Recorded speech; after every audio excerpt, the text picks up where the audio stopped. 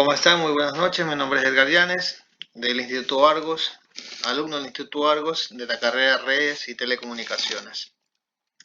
El día de hoy, como entrega final para mi proyecto, me ha tocado hablarles sobre las señales de los sistemas de comunicación. Esto trataremos de hacerlo en 5 minutos, la primera parte.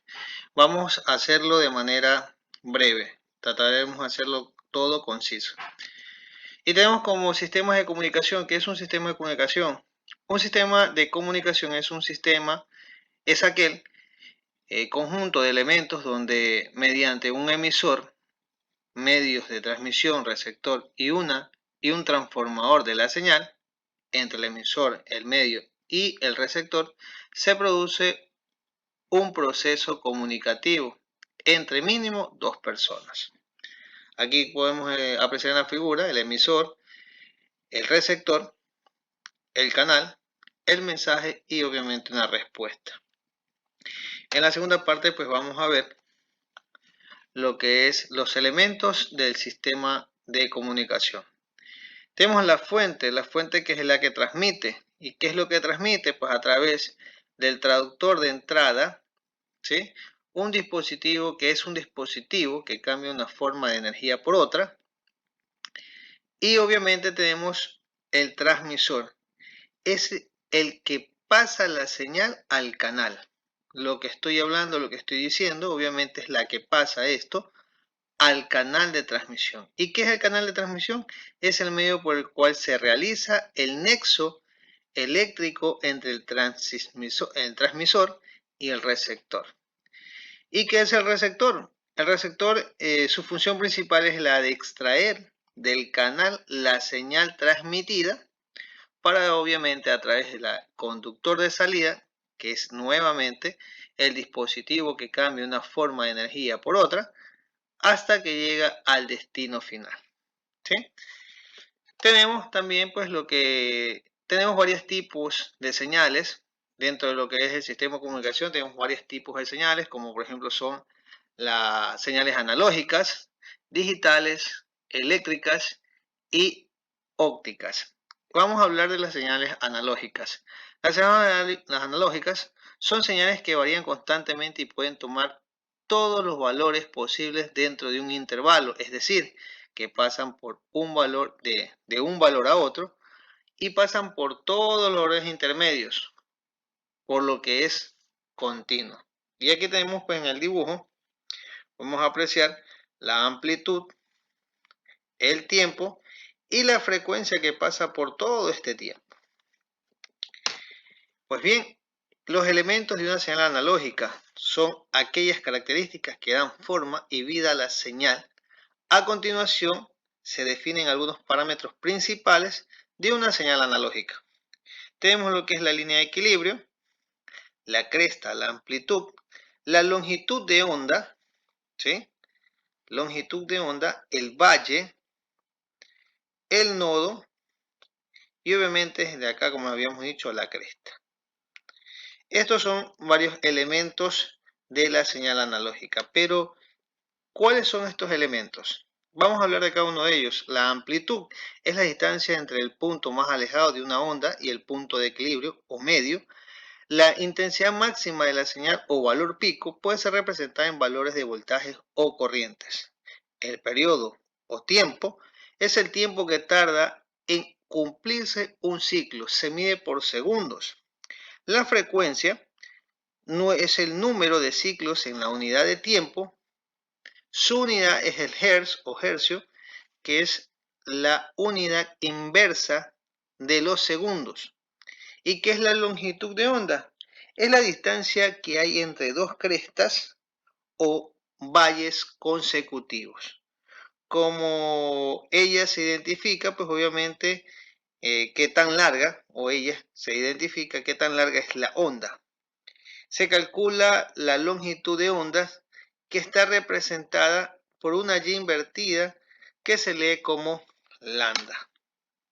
Y estos son algunos de los equipos, obviamente, de señal analógica. La cámara fotográfica analógica, el televisor antiguo, el teléfono antiguo y obviamente pues una antena analógica. Señales digitales. Las señales digitales son discretas en el tiempo y en la amplitud. Esto significa que la señal solo puede tomar uno de dos valores, 0 o 1, en intervalos definidos de tiempo.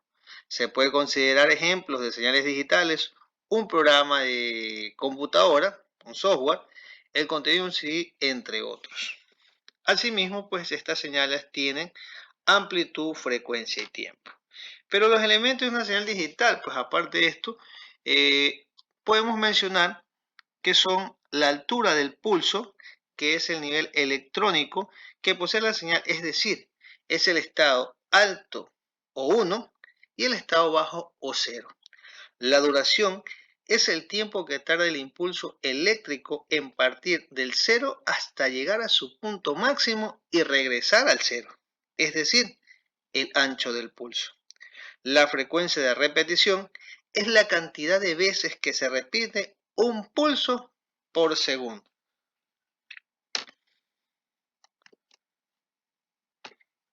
Y continuamos. Estos son algunos de los ejemplos, como en los anteriores, para obviamente notar la diferencia. Aquí pues tenemos varios equipos con señales digitales, como por ejemplo la cámara digital. Ahora los televisores no necesitan la perilla para moverlo como el analógico, para prenderlo, encenderlo, cambiar de canales o de volumen. Simplemente lo podemos hacer a través de la comodidad de un control remoto a larga distancia. Eso es la era digital. Aparte de ello, pues podemos nombrar ciertos datos comparativos. En la analógica, las ventajas serían la instantaneidad, economía y fidelidad que esta brinda. Y en la digital es de más compacto, de menor tamaño, eficiencia, precisión, diseño y estabilidad. Aparte, en las desventajas de la analógica, podemos mencionar que tienen menor tolerancia al ruido, se degrada la señal, dificultades técnicas. Sin embargo, en la digital tenemos pues como desventaja la conversión, que es un proceso, el ancho de banda, la alteración. Son ciertos desventajas que tiene obviamente la señal digital. Y aquí pues los ejemplos de cuáles son los equipos de señales digitales. Como por ejemplo, en señales digitales tenemos computadoras, teléfonos móviles, sistemas de grabación y audio y video, obviamente digitales, y los instrumentos de precisión digitales. Y como analógico, pues tenemos sistemas de audio y videos antiguos, fotografías analógicas, instrumentos de precisión tradicionales. Señales eléctricas. Es una magnitud eléctrica que varía en función del tiempo con valores entre 1 y 0. Y esta a su vez pueden ser señales de corrientes continuas, DC, o corrientes alternas, AC. Como diferencias o ventajas, podemos hacer diferencias de la corriente alterna. Tenemos pues que la corriente alterna es una corriente eléctrica donde la magnitud o valor de la diferencia del potencial y la dirección se alternan en un cierto periodo de tiempo. Además, es un tipo de corriente en la que los valores de voltaje y dirección se alternan dentro de un cierto periodo de tiempo. Bueno, en este caso, pues debido a sus propiedades inherentes, puede portar de manera eficiente grandes cantidades de energías a largas distancias. Esto se logra mediante un transformador. En la corriente alterna también vemos que tenemos la corriente alterna, es capaz de alternar de 50 a 60 ciclos por segundo según el país y se denomina frecuencia. Hay diferentes tipos de formas como senos, triángulos, trapezoides, etc. La onda senoidal más común o onda conocida, pues la más común, es la onda transmitida a los hogares e industrias. Existen formas continuas y pulsantes. Y como referencia de lo que es la corriente directa, podemos decir o mencionar que la corriente directa o DC también se conoce como corriente continua y se refiere a un tipo de corriente que tiene un sentido constante en el tiempo. También se considera como una corriente continua que siempre mantiene constante su polaridad y la energía fluye en un solo sentido, sea cual sea la amplitud o voltaje. No es posible transportar grandes cantidades de energía, porque es ineficiente y costoso por la pérdida de calor que esta genera. De hecho, este tipo de corriente no es posible utilizar un transformador.